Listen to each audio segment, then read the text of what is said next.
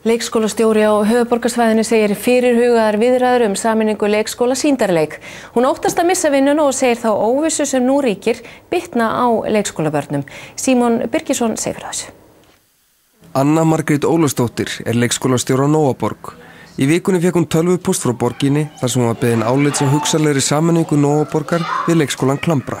Pósturinn var nánast, bara skilaboð að ég yrði kannski rekin bráðum.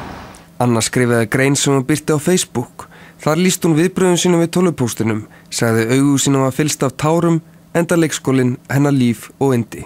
Ég hef undantekningarlaust fengið bara jákvæð viðbrögð og fólk lýst yfir í kommentum að það hafi sömu áhyggjur og ég og sé að upplifa svipaða hluti, að það sé ekki nógu faglega að þessu staðið. Boðað hefur verið til fundar á fimmtudag með leikskólastjórum og öðrum fagaðilum vegna málsins.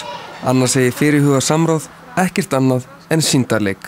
Það mjög erfitt að sjá fagmennskuna í þessu og í einlægni minni trúði ég því bara mjög lengi að þetta yrði gert faglega og að ég fann að efast núna og hef verulegar áhyggjur og mestar áhyggjur hef ég af börnunum í leikskólanum.